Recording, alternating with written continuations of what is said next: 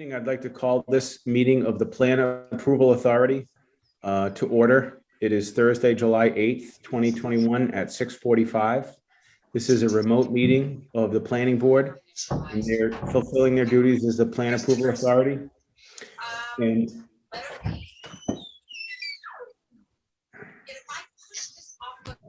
Jack, could you mute, please?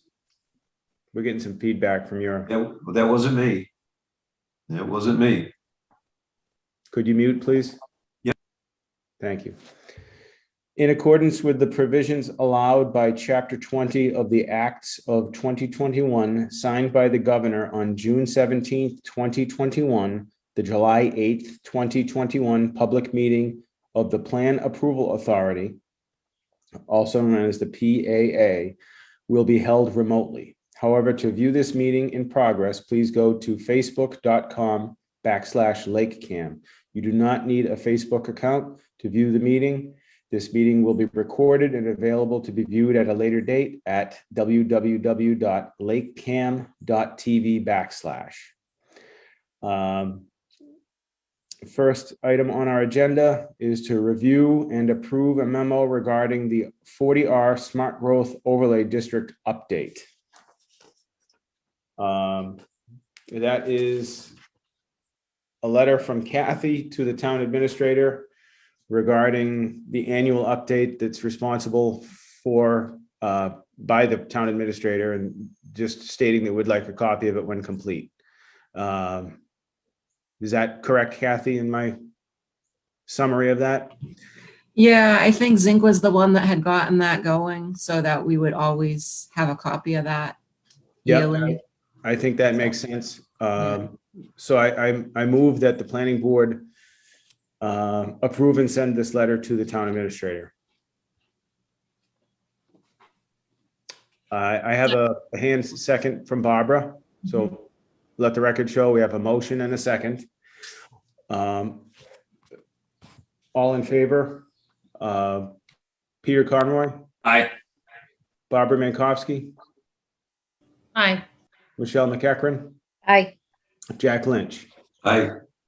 And myself vote aye. Motion carries unanimously. And I'm just going to back up for a second. I've kind of done things out of order here, just to let the record show for attendance tonight that all members are present for the Plan Approval Authority, which is the Planning Board of Lakeville, and the clerk Kathy Murray is present for the Plan Approval Authority meeting. Next item on our agenda is to approve minutes for the February 25th, 2021 remote meeting. All members were present. I have reviewed the minutes. I would like to make a motion to approve the February 25th minutes, 2021, with discussion, if any. Second. I have a motion and a second. Is there any other discussion?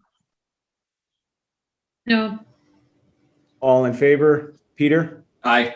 Barbara? Aye. Michelle? Aye. Jack? Aye. Myself vote aye. Motion carried unanimously. We approve the minutes for the February 25th, 2021 meeting.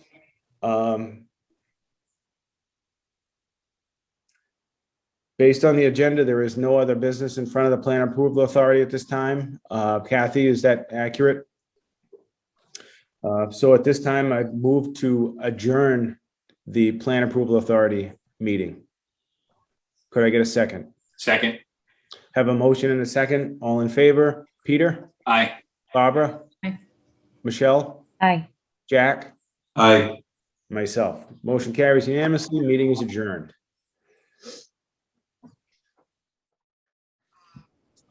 Good evening. I'd like to call this meeting of the Planning Board to order. It is Thursday, July 8th, 2021 at 7 p.m. This is a remote meeting. In accordance with the provisions allowed by Chapter 20 of the Acts of 2021, signed by the Governor on June 17th, 2021, the July 8th, 2021 public meeting of the Planning Board will be held remotely. However, to view this meeting in progress, please go to facebook.com/LakeCAM. You do not need a Facebook account to view the meeting. This meeting will be recorded and available to be viewed at a later date at www.lakecam.tv/. At this time, I'd like to remind everybody to remain muted until they've been asked to speak or yielded the floor.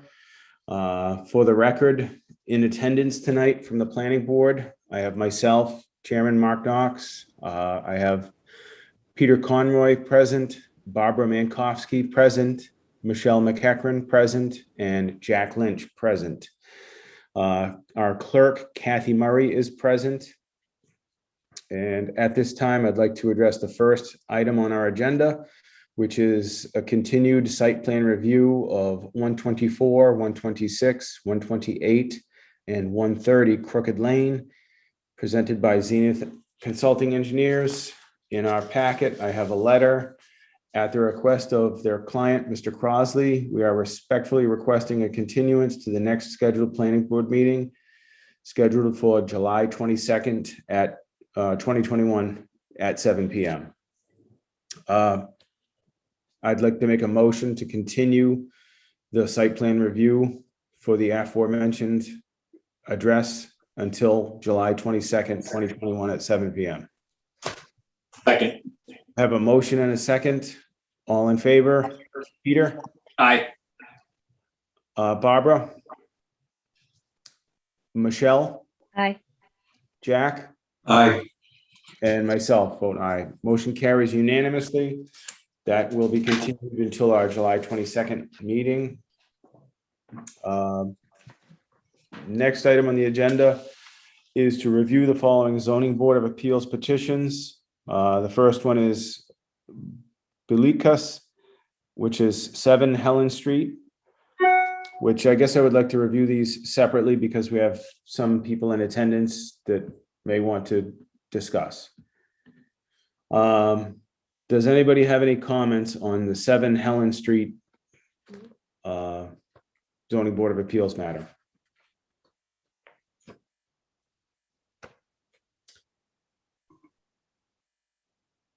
Being that Michelle?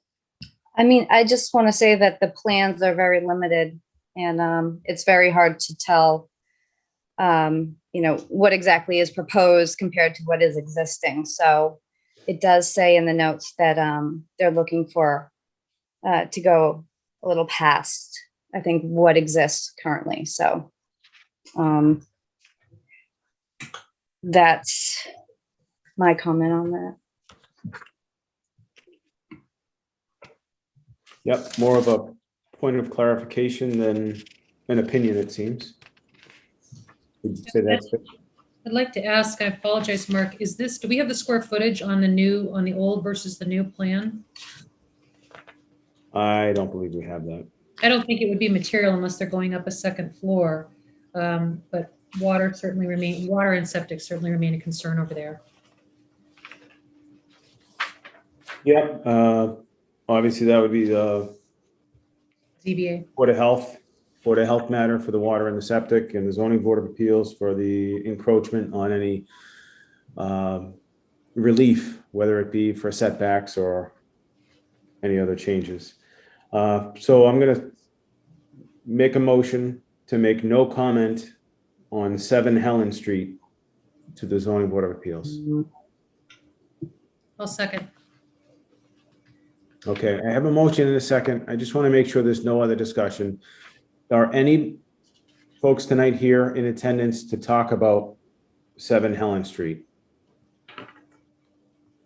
Being that I see no, we have a motion and a second. All in favor? Peter? Aye. Barbara? Aye. Michelle? Aye. Jack? Aye. And myself. Motion carries unanimously. We're not going to make any comment on 7 Helen Street. And the next item is 5 Bartelli Road. I see several people in attendance regarding this matter.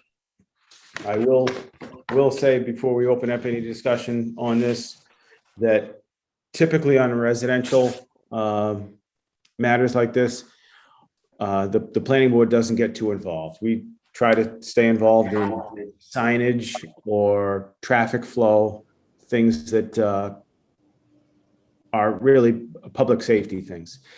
So I'm going to let everybody speak to this. Do any planning board members have any comments on 5 Bartelli Road? Being that I see no hands raised, Michelle? So, I would just say that it would be a concern to see them creating additional nonconformity. Because it looks like this is drastically larger than the existing structure. And I know, myself included, there are quite a few pre-existing non-conforming lots. And if something like this were to happen in one location, it could set that precedent for it to happen all over the place. So I would like to entertain sending a recommendation to adhere to the bylaws.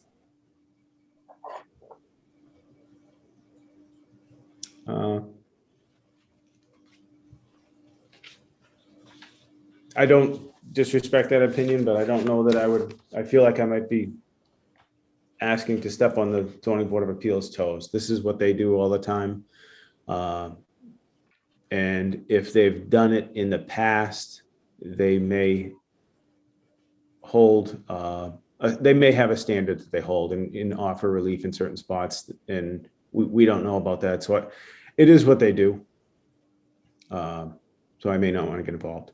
So at this time, if there are no other planning board members that would like to speak to it, I'd like to open the floor to what appears to be some of the abutters here. Would anybody like to make a comment that's attended this hearing tonight for 5 Bartelli, 5 Bartelli Road? James Murray, I saw your hand go up. Yes. Go right My ahead. comment would be, I know you're trying to limit the scope of this meeting. Excuse me, could you actually state your name and your address for the record? Sure. My name is James J. Murray. I'm at 10 Bartelli Road, and I'm an abutter to Lot 5 at Bartelli Road. I know, again, that you're trying to limit the scope of the discussion to what normally the planning board interjects in these matters.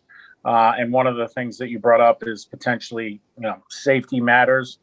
One of the issues that we have with the person that's trying to build on this lot is that they've essentially operated a commercial enterprise, a commercial construction company from this lot recently in the last year, and number 7.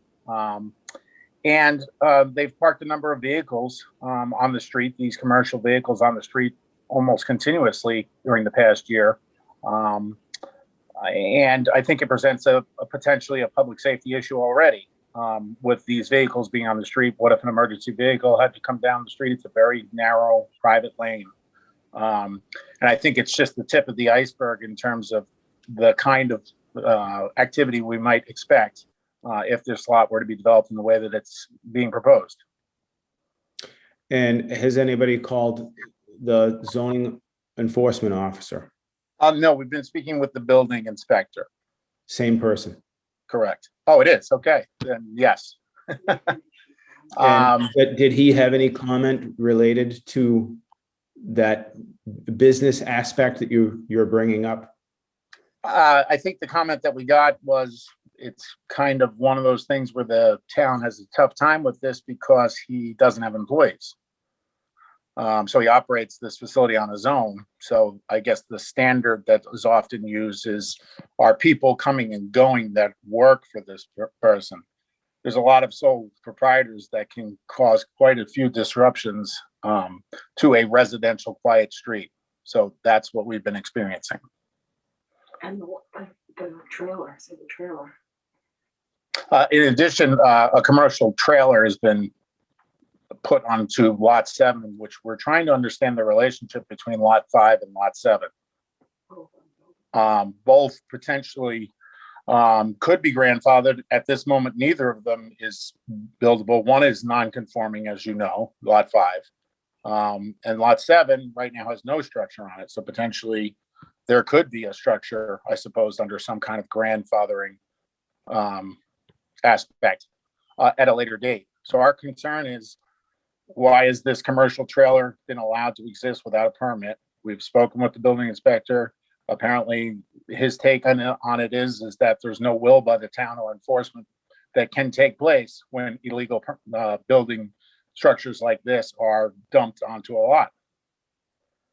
We're just concerned that, is this just the beginning of what we're about to see if we allow another home to be built on this lot?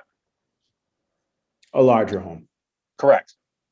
not another, but a larger. Yeah, large, well, yeah, they're talking about raising the existing home, and then relocating a much larger home with a barn / garage structure attached to it. And not to be a wise guy, the term you use, raise the existing structure. What's your understanding of that? Destroy the demo, the original, the structure, and then That's correct. essentially relocate a larger structure to a different part of the lot. Okay, and I don't know that we have a plan for that in our packet, but I'm sure that that's, well, we do have a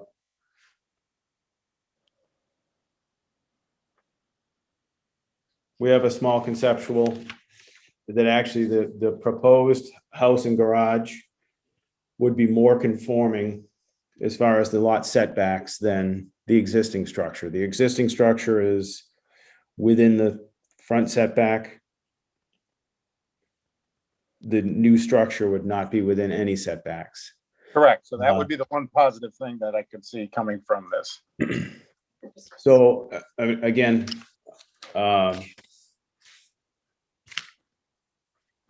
my recommendation really is that you would all attend, and I'm sure you will, the zoning board of appeals meeting for this. And again, for most of the residential review that comes to us for comment, we do not comment.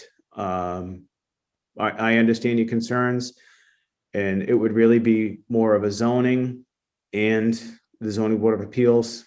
So you're talking about the building commissioner, who is the zoning enforcement officer, as well as the zoning board of appeals, who grants the relief.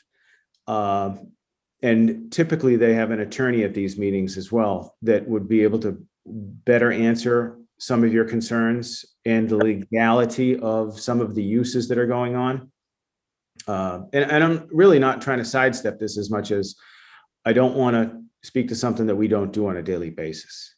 Sure. I do appreciate all of your concerns. My only comment that I would consider making would be based on the business use, and that any business use on this property be either limited or somewhat controlled by any relief given. And I'm not an attorney. I don't know how to word that so that we're not taking away their rights, but still keeping them within the residential rights that are allowed. If you understand what I'm saying. Yep. You know, Mr. Gregory, could you state your name and address, and you wanted to comment? Yes, I have John Gregory, 8 Bartelli Road, neighbors with Andy, excuse me, Andy, Jim, and Diane. You mentioned the package of information plans and whatnot for 5 Bartelli. Are those plans available to the neighbors to review and get an idea of what the heck's going on for this plan, for this lot, these 2 lots? Or is that? Hang on a second. Let me try and answer that for you. Kathy, would the public be able to obtain these plans somewhere? If plans have been submitted to the building department, they can make a public records request for them. May I ask a question, Mark? The Go plan, ahead, the Barbara. plan that we have here, would this not be this would be a matter of book record from our meeting, correct? So the person could see that online? Yeah, it is on. So what we have so far would be acceptable to you, Mr. Gregory? Excuse me, that's great news. Available how? Would that be posted on the town's website within our packet, Kathy? What you have in front of you is posted. If he wanted something additional, he would have to request that. Where would he ZB be posted? On the It's- website? Yeah, it's on the planning board page under agendas. Okay, thank you. Yeah, I have the agenda open and there's no plan. The agenda for this remote meeting, it's a one-page PDF. There's no, so there's another attachment on the planning board. Yes. What? Okay, Yeah, on the planning board page, webpage, you'll see it. It's on the right-hand corner. You can click on the date and it'll have the agenda and the documents that go with it.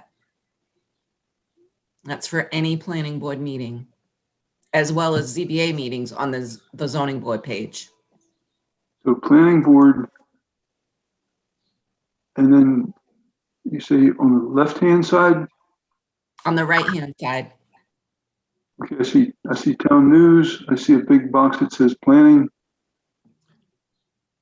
Okay, July 8th, planning board agenda and related documents. That must Yep, be it. that's it. Thank you. You're welcome. Okay, so now we've got 27 pages. Got it. Okay. Okay, Michelle, did you have a comment? Oh, I was just gonna say I could share the link in the chat if that made it easier, but he found it. It sounds like he's there. So, I guess at this time, I'd like to make a motion to make a recommendation to the zoning board of appeals on 5 Bartelli Road, to ensure that with any relief that they give, that they limit any business use to stay within the residential requirements of the property. Can I make a comment? Go ahead, Jack. Mr. Murray, when you go to the building department, would you consider asking that they have these owners garage all of these commercial vehicles on one of these 2 lots that they're proposing to develop, rather than having all the vehicles out in the street? Would that resolve your concerns?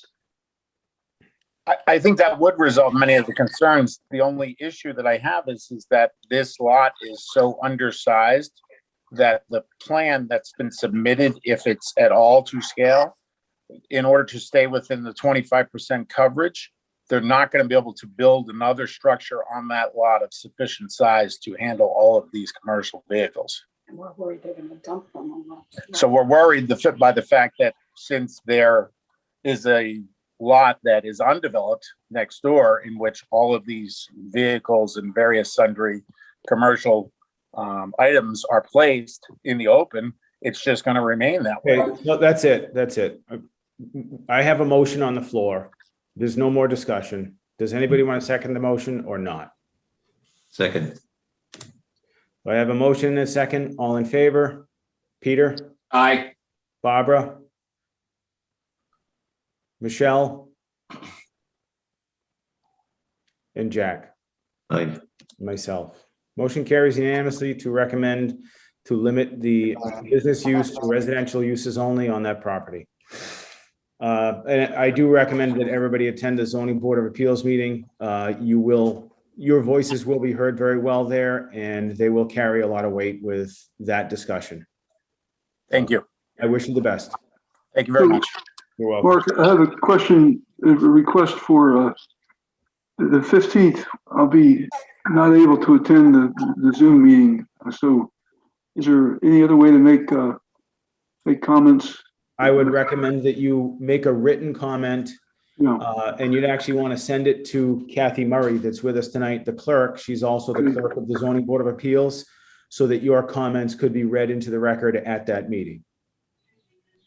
Thank you. You're welcome. And, and pass that along to any other neighbors or any other concerned abutters, that if they can't attend or if they have challenges with computers, because I know the Zoom stuff, sometimes people that aren't too savvy with the computers have a tough time, to put their comments in writing and get them to Kathy Murray, the clerk of this board and the zoning board of appeals. Thank you, everybody.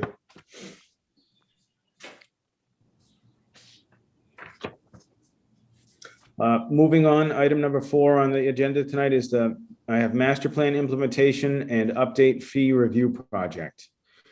I'm going to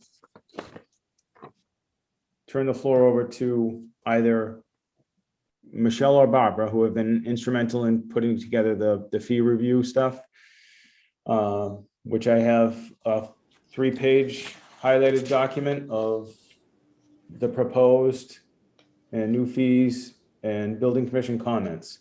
I'd like to defer to Michelle, please. Okay. You want me to read through these for you, Michelle, and then you? Yeah, is this something we can discuss and just see if we can? Yeah, I asked for it to be on the agenda tonight. I'd like to have this resolved so that we could post a public hearing if we're gonna do this and make these adjustments. So I'll go down, I'm gonna move along fairly quickly, but Form A, approval not required lots, the fee right now is $100 per lot. We're proposing $250 per lot.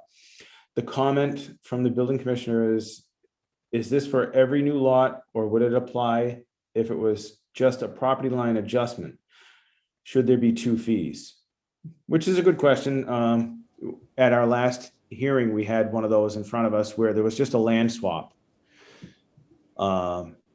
Where I forget both folks' names and the street name, but one lost some frontage to gain something in the backyard, and the other one, there was no new lot out of it. And if that's the case, how do we come up with a fee, and what do we call that if it's just a property line adjustment? I don't mean to sound insensitive to pricing, but in my opinion, $250 for no matter what the change is really not that much money. And it does take time and resources from the community. So to alleviate burden to the taxpayer, I recommend leaving it at $250 per lot. So would that be a $500 fee for what we looked at? If there was a land swap, yes, $250 for each owner. The owner on one property would pay their fee and the owner on the other property would pay their fee, and the town would collect the $500. I think our fees are very low relative to other communities. And does anybody else have any comments on that?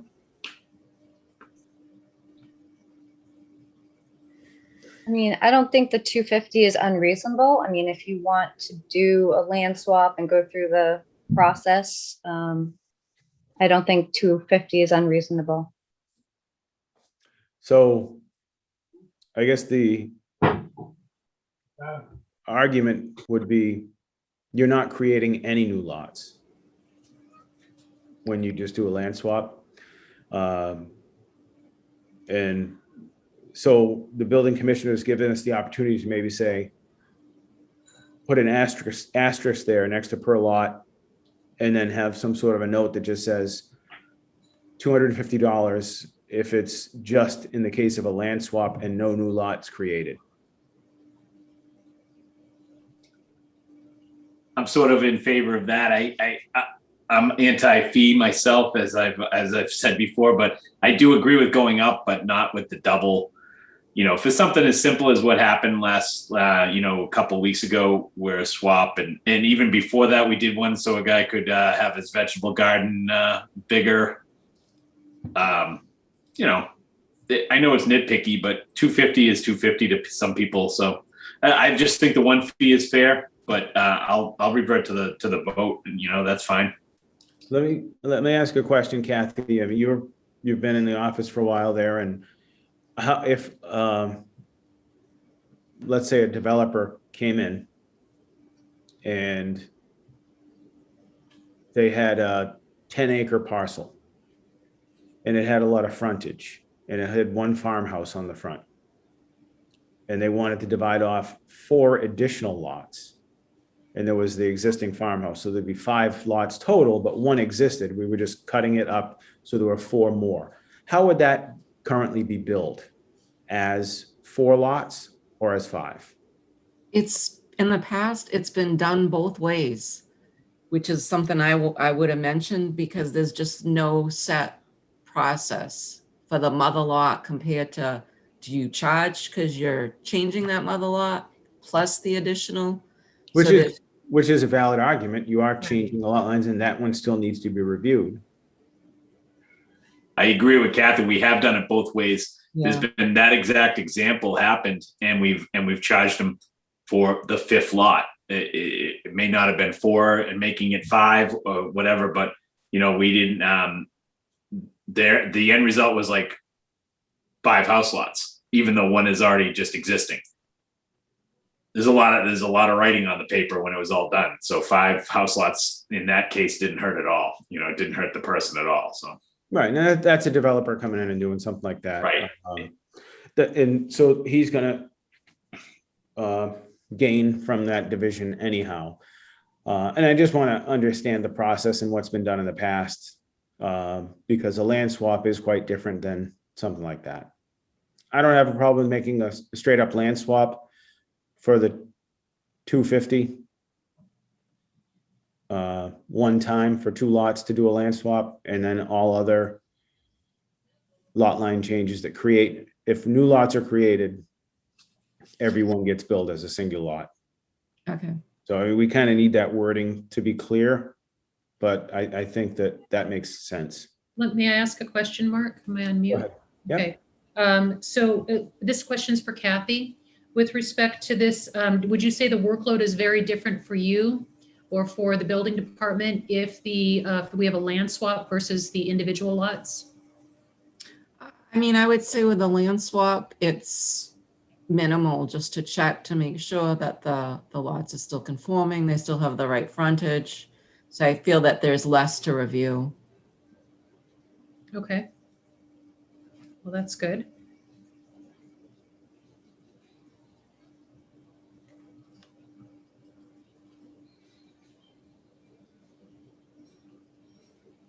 So are we satisfied with Form A? I think so. I mean, I think you made a valid point, and if it doesn't take as much time as another type of Form A, and if it doesn't get any more confusing, if it's still straightforward, a land swap 250 and then Form A 250 per lot that's created.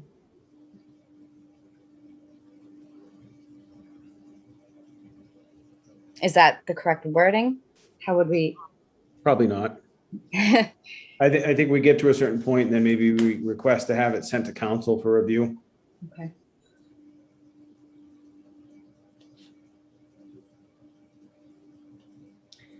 I'd just like to bring up, Mark, this is a great example of the benefit of having a consultant sit in on some of these meetings, is to bring that outside experience prior to us having a town planner. Having somebody that works within the Commonwealth and is familiar with different communities and the decisions that they made, I think would prove very helpful for us. Agreed. I wouldn't even mind sending this to a consultant instead of sending it to council. Just a thought. Yeah, that said, I believe everybody got some emails this past week regarding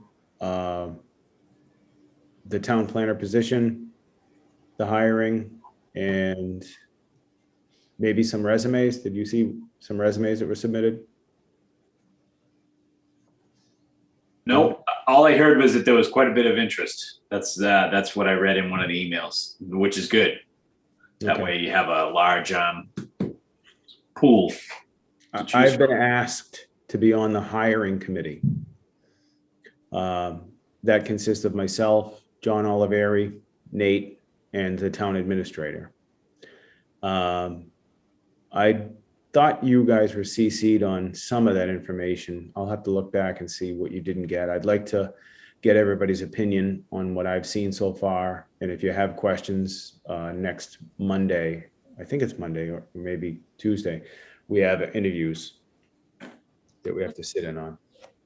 Mark, I got a text from our building commissioner, and going back to the Form A issue, his recommendation is that we consider $500 per new lot and $250 per modified lot.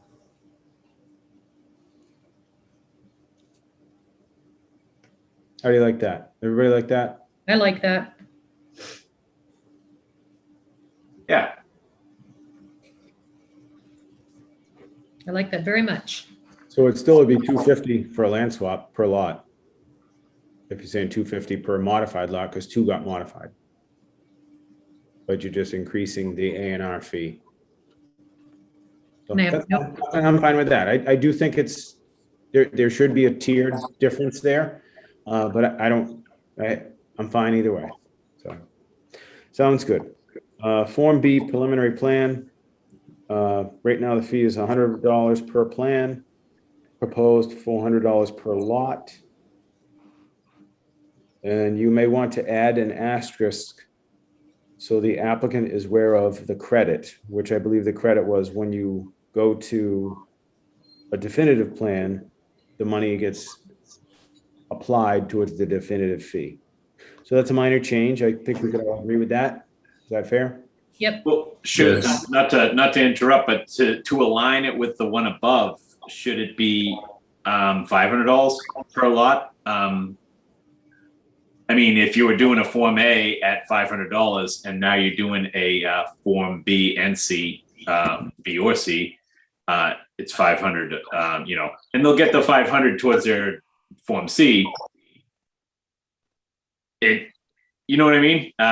If you're going higher from 250 up to 400, it should be 500 theoretically. Actually, if you look at, then if below that in Form C, we only have $100 per lot. This is yeah. I agree with Pete. I like that consistency. And I think the $100 is 6 1/2 dozen. And they're going to get the credit back anyway. Yes. I can honestly say we don't see Form Bs. I mean, Kathy definitely would know, but I can't recall one that somebody does and wants to put the money up front. They just do the whole Form C right away. Is that right? This year was the first year. There were two, but they were both withdrawn.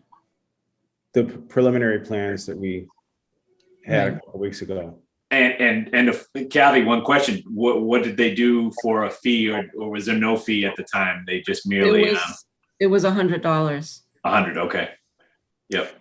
So I don't actually have a problem with the preliminary plan being $100 or $400. Well, it says $100 per plan. Should that say per lot under the preliminary plan? No, it's for the whole plan. Okay, and then 400 per lot is what we're proposing.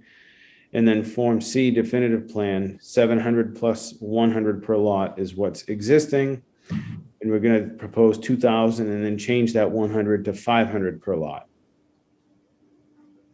I like that too. Okay. And so if you're making that change, do we actually need to? If you kept the preliminary plan a little lower, you might see one.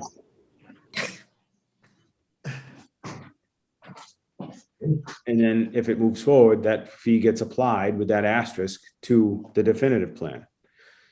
It just gives you a little bit more time to review and a developer a lower cost to come in with the preliminary plan rather than walk right in with the definitive and the clock is ticking. Kathy, did you want to say something?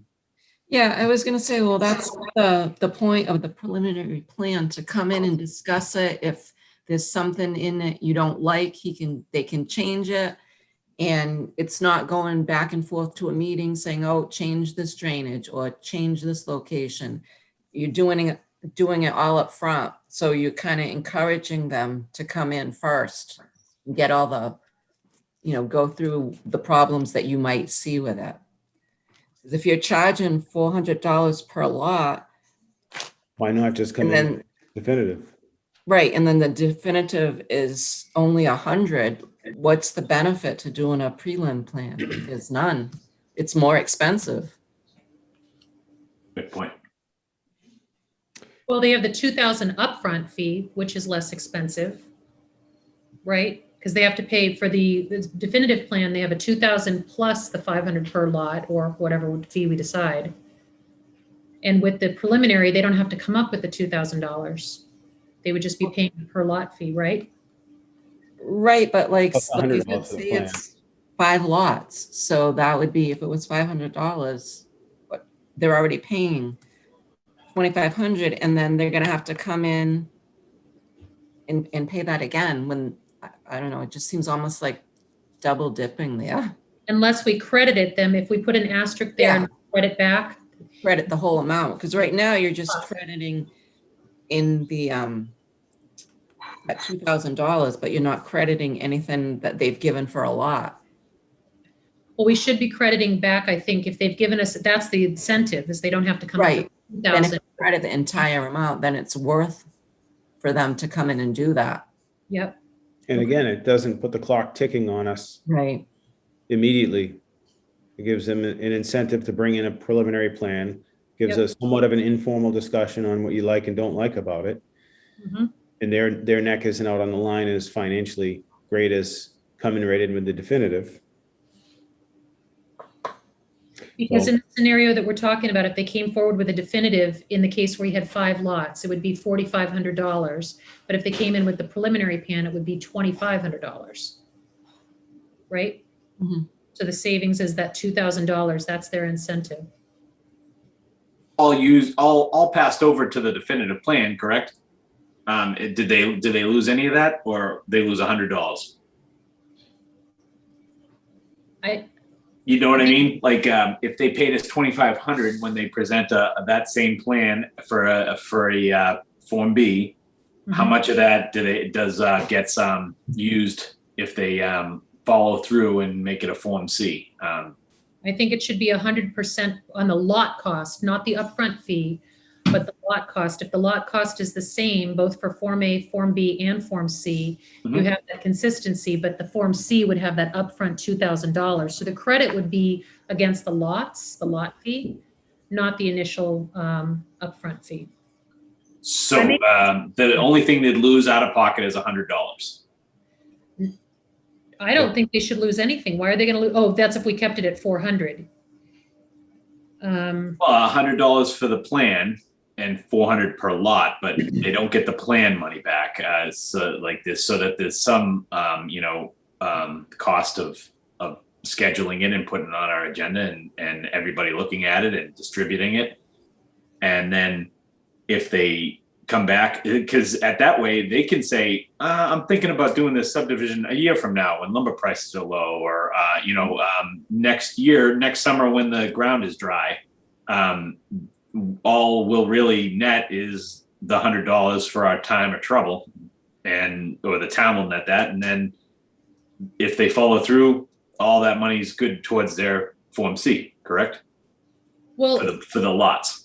I guess my question, Pete, is the proposed fee for the Plan C, or for the Form B, excuse me, the proposed fee for Form B is not $100 per plan, but it would be per lot. So if it's $500 per lot, Okay.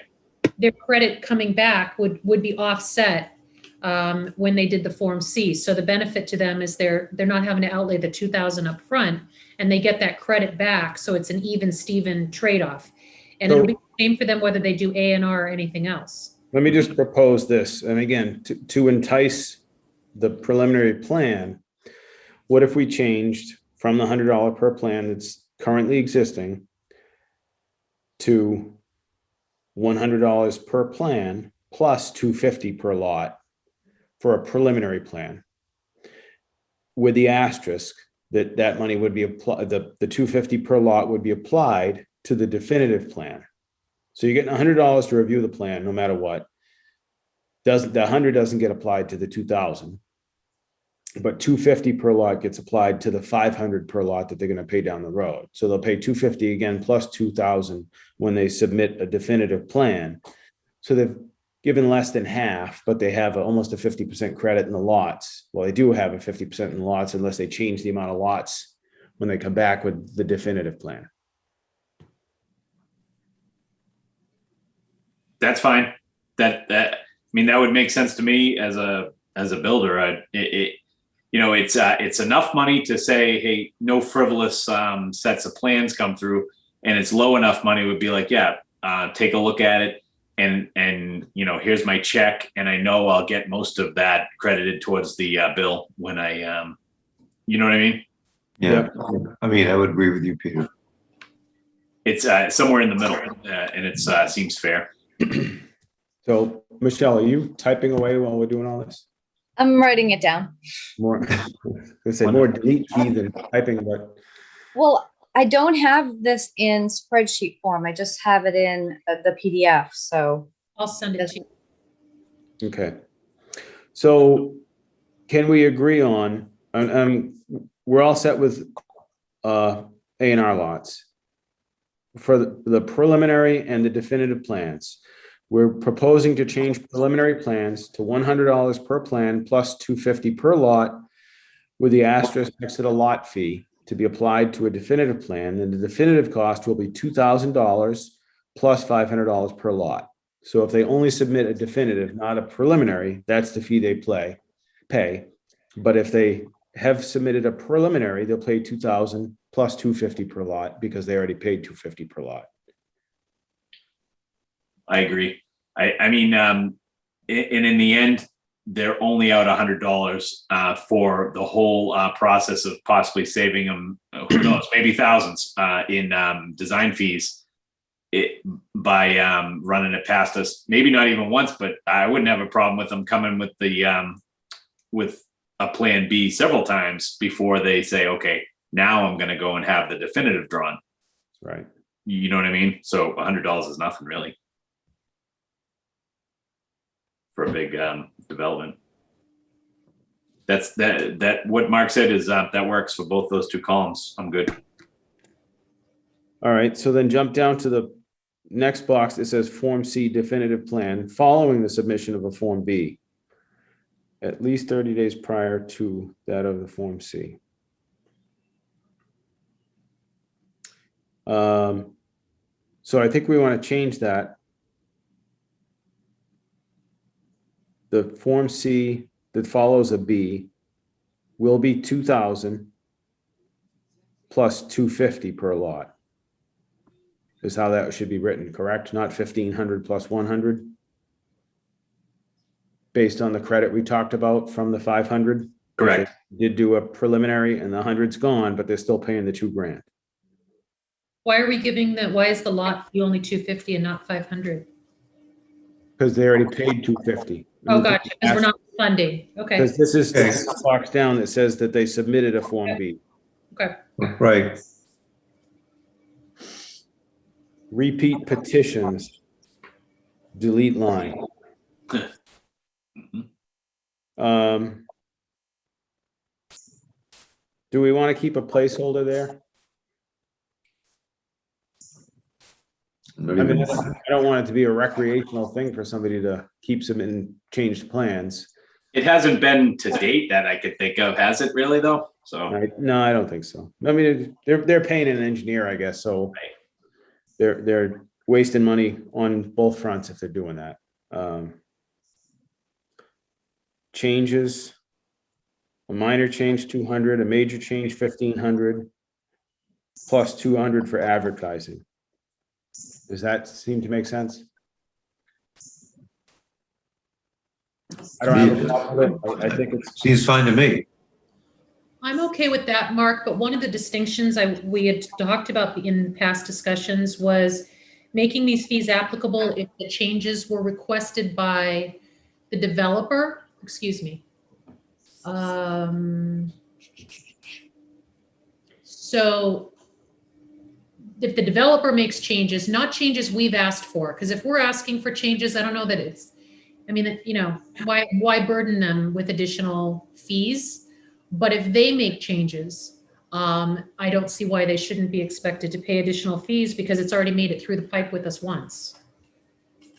Right, and if we went to a peer review or even if an in-house a planner reviewed it, it's a waste of time.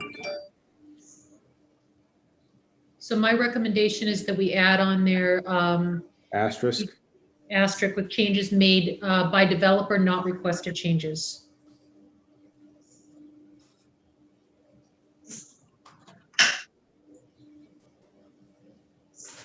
engineer review fee, billed it by the engineer, and we left it blank.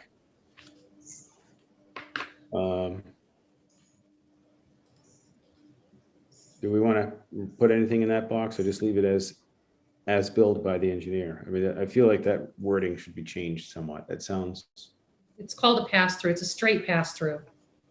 Do you think we should have a fee on that? Kathy? This is the document that's on the website. So Yeah. that's where this came from. So that's easy enough to change to whatever you want it. Well, the engineer is already billing them. I guess we should clarify that it's a peer review. Yeah. Not just an engineer review. Engineer peer review fee. Yeah. And I might just say straight pass-through so they know that there's no fees coming to the town. I don't know, maybe people don't use that term. Inspection fees. I think that needs to be worded more of like a peer review pass-through type thing that, yeah, we do need some sort of a holdback, but a holdback's different from an inspection fee. I'd suggest leave it the same as the one above, as billed by the engineer, straight pass-through. Yeah.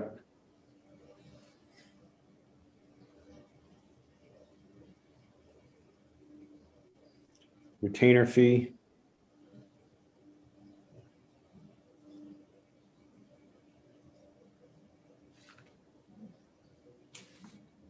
Comment from the building commissioner, is retainer fee the correct term here?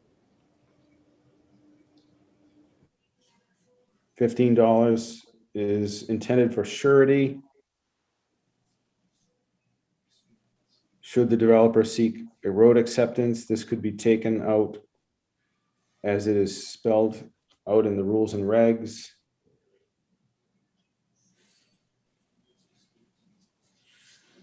So is Nate asking us to take this out of our fees? Because like they can clearly see this in the rules and regs if they were to look, just to uncomplicate our list. Seems that's how he's wording it. But I he would, doesn't. Go ahead. How about I was this? just gonna say, if we don't want to list it out here because it's already worded, then just put something to that effect, say, See see, rules and regulations. yeah. Yeah. Refer to rules and regulations. If we ever wanted to amend our rules and regulations, we could do it that way without a public hearing. Maybe. So this fee schedule is also within the rules and regs though, too. So But it's, I if think, you're looking at it, your point though, I think this just does need to say, if there's, again, if retainer fee is the right word or not, it just needs to say, see rules and regs. Okay.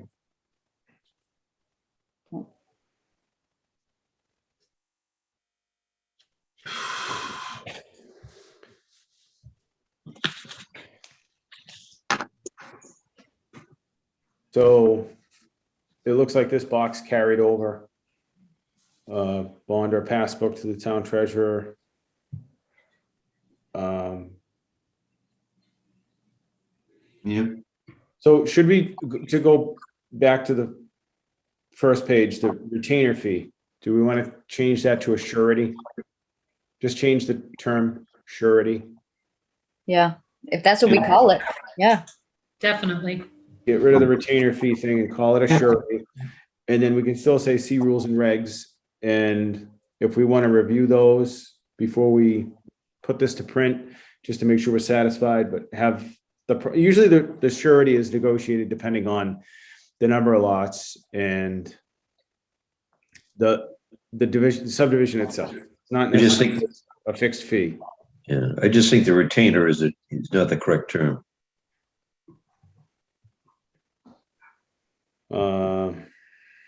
Site plan review. Minor 250, major up to 3 acres, $1,000, over 3 acres, $500 an acre. Yep.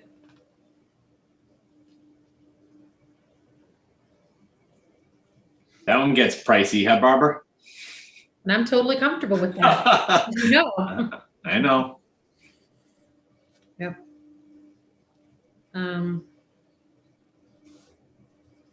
I think that's fine.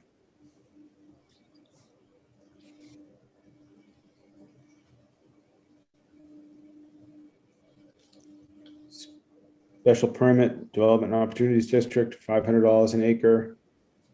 That's fine, I think, because where none of these fees should be associated with peer review, it seems a little high. I support higher fees for higher impact projects, but zoning is different than subdivision law. You may want to run zoning related fees by legal. So that's a valid question that I think, again, sending this document out with maybe that highlighted for council to review to see if there's a better way to do that or a different way, or if that's legal to change it by zoning. Sure.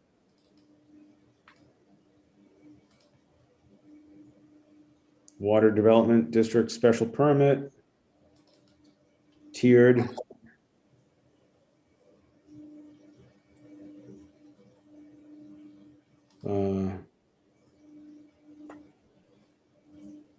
The special permit provision in this section only applies to modifications of existing facilities, as new uses are prohibited. I do not know of any facilities in Lakeville.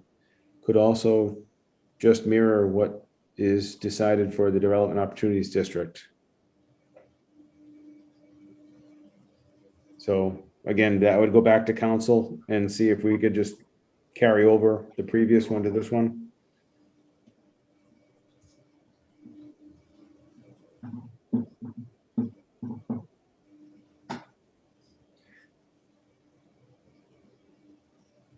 A waiver. Would it be reasonable to add fees to waiver requests to encourage compliance with planning board regs? If there is a list of waivers on every subdivision, perhaps the planning board should consider taking those requirements out of the rules and regs. I did at one point have a discussion with the building commissioner about that. Not directly with getting rid of them, but over the past year or two, we've seen a lot of private ways that were not going to be accepted by the town, not intended to be.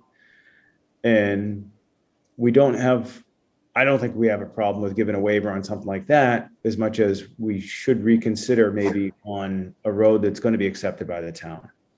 That said, he had suggested that maybe we come up with a set of regulations or standards for the road construction of these private ways. So they're all the same. At least they, even if it's not the mass highway standard of an accepted road, at least they're all the same. And there's not this one washout that was poorly built because they just wanted to do gravel the whole way and put it over some loam, you know. Yep. Maybe, and again, that could be in rules and regs, not in the fee schedule, but that's something we might want to consider doing, is putting some standards on road construction for roads not to be accepted by the town, so they're all built the same. Definitely. We have seen a lot of waivers, Mark. Do you have thoughts on what we should charge for a waiver request?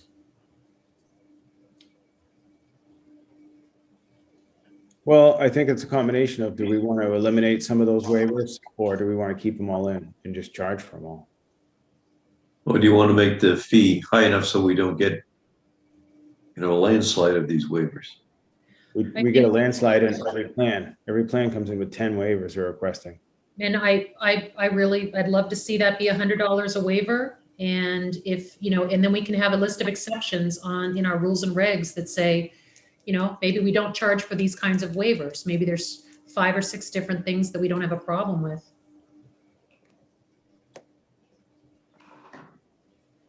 There's a couple of things that, there's a couple of like construction details that people are getting waivers for, that the town is in favor, not myself, but the town in general is in favor that we waive, perhaps like street trees. If you were to ask, like, the the highway superintendent, those are nothing but a nuisance, and they eventually destroy the road. Yet right now, we're still getting waivers for street trees. So it would be kind of contradictory to say, oh, and by the way, I'm gonna need 100 for that. Even though we don't want them to be planting trees right on the side of the road. Can we come up with a list of exceptions? So we say, you know, waivers for the following 5 or 10 items would not be applicable? Or is that? That would probably be, yeah, that would cover you for like Yeah. all the general ones that we see like day in, Right. day out. But if there's a waiver that the town is technically in favor of, why don't we just eliminate it? Exactly. And rather than the back and the forth and the whole circle, get rid of it in advance, you know? Right. Kind of create some ambiguity there in the process, whereas if we just kept the waivers that we really felt would be better for the town or better for the roadway construction, and if they want to reduce that, buy it, pay for it. Mhm. But I agree with what the point Peter brought up. I don't know if Peter agrees with it, but if you put a strip of mulch down the middle of a roadway and divide it with a beautiful row of maple trees, the roots are all going to break up the road, and the town will be repaving that road in 15 years. As nice as it looked when it went in, it's not good, and we should not be promoting that. It shouldn't even be a standard. That's an option. Another thing too, Mark, is that like, I know that this bothers some people, but we don't have the money to repave streets, let alone sidewalks. So if you build a new neighborhood with sidewalks, all you're doing is setting forth a bill 25 years from now where you'll have to repave it. And I know this came up with sidewalks, and you can't delete them. You know what I mean? And then we won't have the money then. We don't have it now.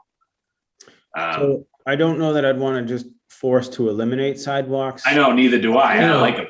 But if we had a standard that said, let's just say a developer came in and they put this long and winding thing that maybe we just kind of said that requires, or it's a development close to the center of town that could get out onto other sidewalks and created Walking. just a nice pedestrian Right. flow that we should be promoting. I don't want to just take sidewalks out of there, but Well, whether we're talking about trees or sidewalks, isn't that a bylaw change, which would mean we'd have to have town meeting? I mean, some of these things that were put into place for certain reasons. Can't speak to the issues, but I think for our purposes, maybe the idea is we come up with a list of things that are common waivers, and we just cut the fee for those so that it's not such a burden for the developer. how about this? Kathy, at our next meeting, could you please put in our packet the rules and regs for the subdivision construction? And we have on our discussion, we'll have this document amended to reflect tonight's discussion. And we review the waivers or the rules and regs for who would be normally requesting waivers and see if we want to amend any of those while we're doing this. I think that's a good idea. Okay. What fee would you be thinking though for the waiver, Mark? You thinking $100? I think from a starting point to say on that box, $100 for a waiver. That's fine. But again, we may keep that as an asterisk next to that for when we have that discussion. Do we want to say maybe something's by the foot? Well, I don't know. I guess I want to review the rules and regs before we commit to that, because a 6,000 linear foot road is different than a 400-foot road. And for both,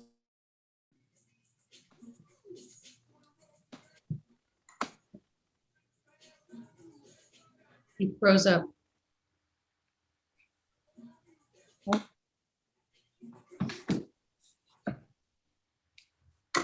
Still frozen. There he is. Okay, We couldn't hear what you said. Can you repeat yourself? yeah. I think that if you had a long subdivision and you were eliminating the sidewalks, you're giving a guy a break on 6,000 feet of sidewalk. Whereas if a guy's eliminating the sidewalks on a 250-foot long road, he's paying the same amount as the guy with the 6,000 square foot or linear foot road. It seems lopsided. That's why I just think when we go through these rules and regs, we kind of want to pull up the two scenarios at a time of long road, short road, and just see if it makes sense from both standpoints. Okay. So that'll be discussion for the next meeting. Mark, can we back up to the special permit and water development district special permit? Yeah. I was reviewing the email from Nate, discussion from March.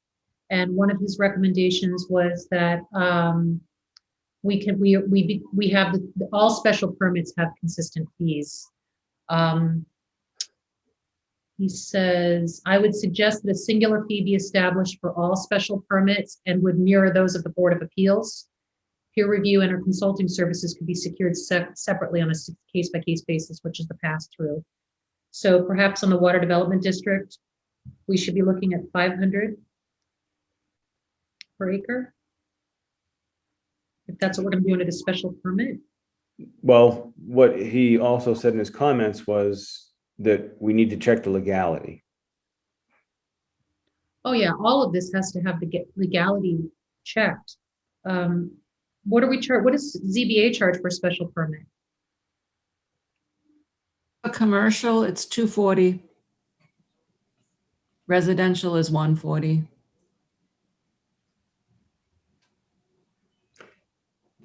What I'm saying, Barbara, is the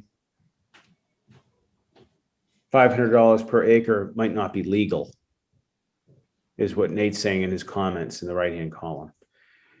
Okay, the special permit is only applies to modification. I do not have any facilities like I could also mirror what's decided. Could also just mirror what is decided for the DO district. That's consistent with what the email that he sent me back in March. So I think what he's recommending here is, you're right. I mean, we do have to check and make sure that all these fees are legal. But I think what he's recommending is that no matter what, any special permit be consistent. Yes, I agree. Whatever we come up with, but it may not be able to be by acre, or that might be. Yep. I don't know that. It might be fine. So yes, I agree. DO, Water Development District, same. Whatever they come up with, whatever council says works, yes, same. Okay. And just a point of clarification for people, the Water Development District does cover the whole town. So it's. Yep. Thank you. Copy of rules and regs, public hearing fee, and street acceptance, $50, $100, and $250. Those were all the recommendeds. There were no comments. Everybody good with those? Are you on street acceptance? That and the two above that we haven't really hit, the copy of rules and regs, $50, public Yep. hearing fee, $100, and Yep. street acceptance, $250. We have made those recommendations in green. Mm-hmm. There Yep. was no comment in blue. I'm fine with them. Actually, that's new fee. Yeah, because it didn't exist before.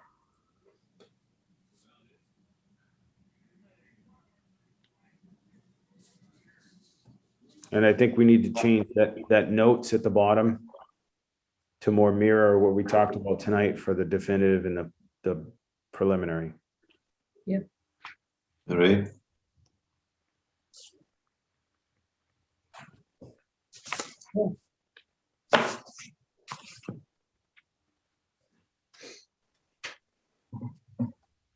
All right, so at our next meeting, we'll have this on the agenda, Kathy, to continue this discussion, review the changes made tonight, and review the rules and regulations for the construction of definitive subdivision, so that we can make sure that if we want to amend or eliminate any waivers or some of the regulations to eliminate waivers that are commonly asked for. Okay. All right. Moving on, have a set of minutes from April 29th. I have reviewed. Does anybody else had a chance to read those? Yes. Anybody got any comments? Even if there's no comments, I move to approve the minutes of meeting for April 29th, 2021 for the planning board. Second. Have a motion and a second. All in favor? Peter? Aye. Barbara? Aye. Michelle? Aye. Jack? Aye. Myself, vote aye. Motion carries unanimously. Everyone was present at that meeting, so we all could vote. Next item on the agenda is 119 Hemlock Shore Road, a Chapter 191 informational submittal, which is a dock. The application to put a dock in. Kathy, are we looking for any comments or anything on this, or is it just for us? No, yeah, I checked with Jamie to see if you had to do anything with it, but he said it was just for your information. Yeah, and I think that goes, we see them all the time at conservation. And basically, it's just a formality nowadays. It's nice to see people actually permit their docks to the state so that it's just done legally and they're just kind of dotting the i's and crossing the t's. A lot of them are mobile docks, the docks that have wheels on them that they can wheel out seasonally, but it gives them the right to do that. Nobody can tell them they can't if they file for the Chapter 91. Announcement, our next meeting of the planning board will be July 22nd at 7 p.m. 2021. I did want to just make one announcement before we close tonight. Kathy, you had some correspondence with myself and Peter, I think during the week, about Bella Way and Mr. Morrissey and some pictures Yes. about a sinkhole. I did get a chance to speak to Bob Palucci. He was unaware of the hazard. He hasn't got back to me since I spoke with him, but he was going to look at that next time he was out there and get back to me. And he did confirm that he was going to have his site guys out within a week in order to get ready for paving. So if there was an issue, he would resolve it. Okay. So if you wanted to give Mr. Morrissey that update and that we would Okay. follow up with him once I hear back from Mr. Palucci. I believe that concludes tonight's business. If anybody else has anything, or I will make a motion to adjourn. Oh. Kathy has something. Michelle has something. I just still have some plans that need to be signed. Did I get all of them? I thought I got, or were the new ones? I think there's new ones. Okay, I'll make sure I stop in. Did I also see, are you gonna have a peer review bill that I need to sign? No, I have the bill, but I don't have the funds to pay it, so. Okay. You can't get that out of your checking account? Michelle, did you have a comment? Oh, yeah, I just wanted to give a little update on the recodification. We did meet on that again, and there was a question about when public hearings need to be completed by. It needed to be clarified. It was either going to have to be by October 8th or possibly 180 days prior to the Springtown meeting. So It's usually within 6 months, or you have to do it again if it's not. If you did it 7 months, you have to do it again. so that was the question, because the company doing the recodification is looking to have all of the information back by October 8th. So Would be enough Then time. Well, yeah, so then we would have to do it around January 22nd for it to fall in line with the spring. So that's, I believe Lillian was looking into that though. And, Okay. yeah, so it's moving along though. Excellent. Can I ask a question, Mark? On the planning, the position for the new planner, and I apologize because I just got back from vacation. So I haven't read the job description multiple times. I just gave it a pass through. Have you guys all reviewed that job description? Yes. I did. Okay, cool. All right. Everybody's happy with it? I don't know. I mean, I felt it didn't have anything for grant writing. I did notice something in there about there was some loose language to basically say, and anything else that would be a responsibility of a planner. I think to try and close the loop on anything that might have been missed. But I'd certainly like to take any comments from you guys just to bring that to the table. If you had concerns or if you felt there was a shortcoming in the job description. How much overlap is there between what Kathy's doing and what's on that job description? Kathy, have you seen the job description? Yes, I have. How much of an overlap is there? 50%. 50%. Okay. Seems wasteful. I guess I'd like to understand, understand that a little bit better. Not that, obviously we appreciate the help. We're very grateful for that. And I think it's going to be wonderful. This position is also going to be reporting to the Board of Selectmen. No, They're going to be reporting to Nate, no, to Ari. yes. Okay, cool. All right. Apologize, I'm just getting that back up to speed. I'm still. No problem. Yeah, like I say, if you get a chance between today and maybe Sunday night to go back and review that stuff and you wanted to send me an email, I'd love to hear anybody's comments before I walk into the interview process. Any questions that you'd like me to ask, I'd love to hear them.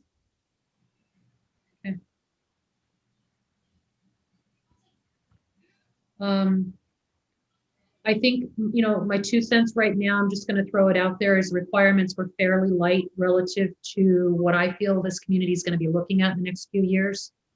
I would have liked to have seen the requirements be a little steeper in terms of experience, because, book learning is wonderful.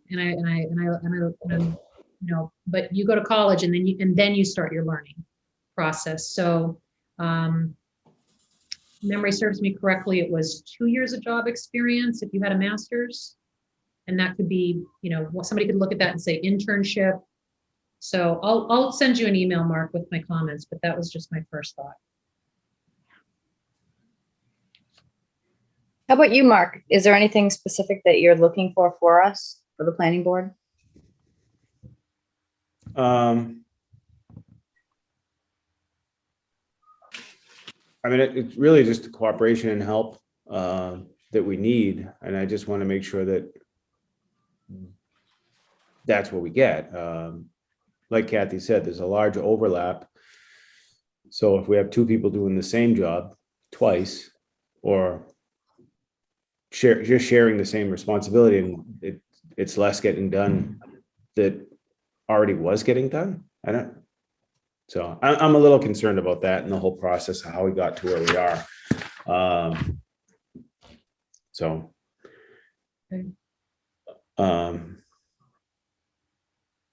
Like, I don't know. I don't want to comment too much right now publicly, but like I say, if you guys have any questions or concerns, I have some of my own, but I'll voice them as I go through this process, and I would voice any of yours if you got them to me.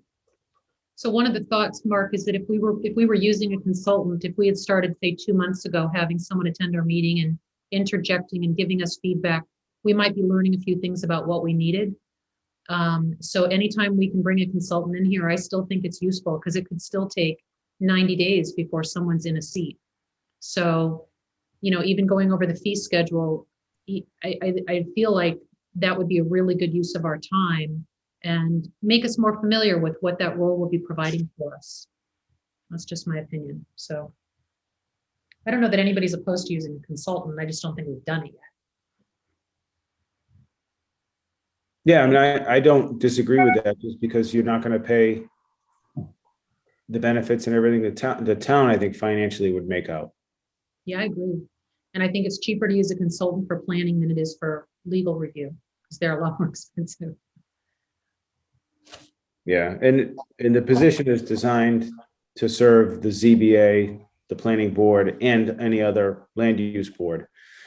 So it's not, even though it's called the town planner, the position is supposed to be widespread amongst multiple boards through the town. So I don't know if that's a good thing or a bad thing. It's almost like we have to pick the right person and hope that they fill all the roles they've been asked to as well as possible. And I don't know if that's going to happen. Yeah. So, like I said, I think with a lot of good, tough questions, I think we can try to get as close as we can to what we need. So I will send you the information that I have, the resumes and stuff on paper. Some look better than others. We'll see. Okay. Jack, you wanted to make a comment or briefly ask about property between? Yeah, I guess I throw the question out to you and all the other board members, because, I'm a neophyte in all this. We went and approved that property down at the intersection of 18 and 79 a couple of months ago. I mean, maybe 4 months ago, and nothing has happened. We have no ability to say to these folks, are we going to do anything here, or is this just going to stay in the same eyesore condition as it always has? Right? We don't. All we do is approve the plans, and it's up to them to decide what to do, right? Well, the I will town can't. say, they went for a special permit through the zoning board of appeals, and that has a shelf life on it. If they Okay. don't act on that, they lose their special permit. Do you know what the term is on that, Kathy? Is it 2 or 3 years? It's 2 years. Well, it could be 2 or 3 years, but I don't know if the town voted to let it be the 3. I think you have to accept some language for it to be 3 years. Right. So it's definitely at least 2. So they may lose their special permit if they don't act on it in time, Jack. Okay, so I really wasn't familiar with what happens after this. Yeah, and it to me, with what they spent to do that, it would be in their best interest to get it done, but there is no mechanism for us to force them. Okay. So It is a shame seeing it sit there though, in that condition. It looks like it's open and that anybody could wander in and who So, knows? You know? actually, I just got a text from the building commissioner. They have applied for a demo permit and they're ready to go. Good. So It is an eyesore. Wow. yeah, so hopefully they get it cleaned up then. Looks like maybe it is going to move, which is good. Good. All right. If nobody else has anything else, I make a motion to adjourn. Second. I have a motion and a second. All in favor? Peter? Aye. Barbara? I Michelle? Aye. Jack? Aye. Myself. Motion carries. Meeting is adjourned. See you all next time. Have a good night.